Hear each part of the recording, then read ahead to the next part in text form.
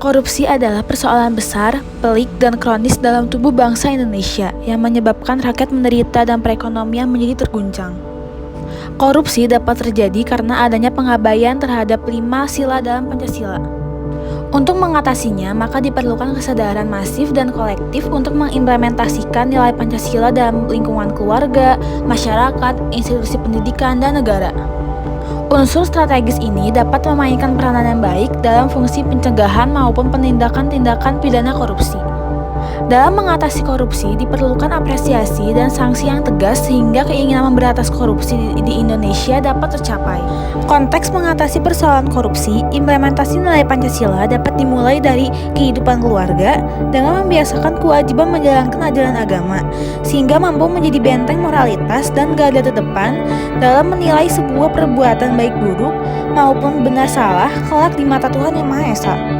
Selain faktor keluarga, peran tokoh agama juga penting dalam mendidik dan mencerdaskan masyarakat untuk berkata tegas menolak perbuatan korupsi karena bertentangan dengan ajaran agama. Interaksi kalangan agamawan dan masyarakat menjadi simbiosis mutualisme dalam upaya tindakan pencegahan terhadap kesempatan melakukan korupsi.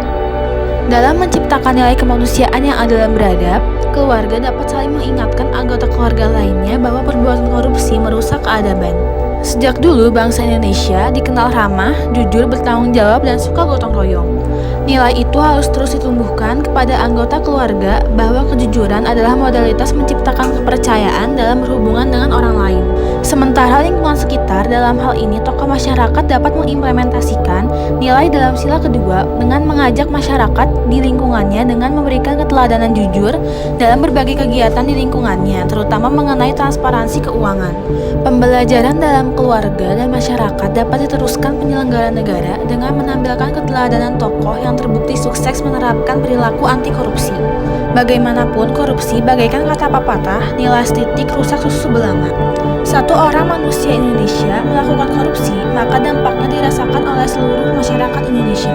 Perbuatan korupsi akan merusak persatuan nasional karena mengakibatkan pembangunan nasional terhenti disebabkan dana pembangunan dikorupsi oknum tertentu. Seorang koruptor juga menjadi teladan buruk bagi generasi penerus karena menciptakan nilai negatif bahwa jika ingin kaya, maka korupsilah.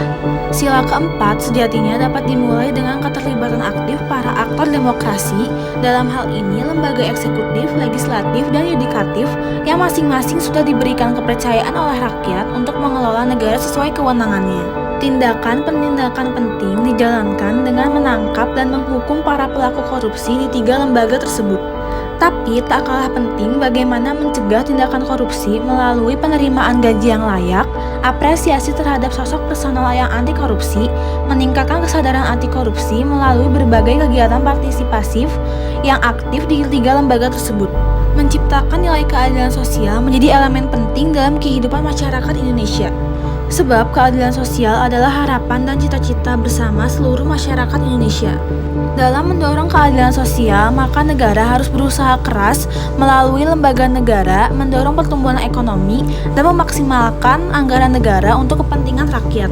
Jika terbukti ada anggaran negara yang seharusnya dipakai untuk pembangunan dikorupsi, maka harus ada tindakan tegas mulai dari mengembalikan anggaran yang dikorupsi hingga sanksi tegas penjara seumur hidup.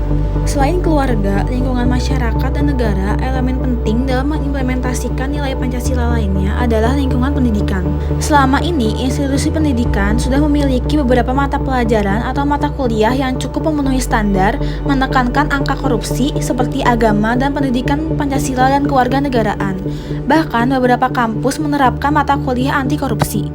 Tapi persoalannya, materi yang diberikan masih mengutamakan sisi pengetahuan semata, belum mencakup tindakan atau kerja nyata.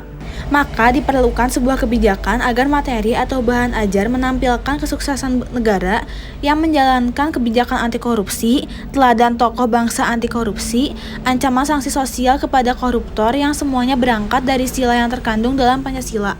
Ini sebagai bentuk nyata bahwa implementasi sila dalam Pancasila tidak bersifat kaku dan dapat masuk dalam banyak dimensi, baik yang bersifat formal seperti institusi pendidikan dan negara, lalu lingkungan sekitar atau non-formal, dan keluarga atau informal.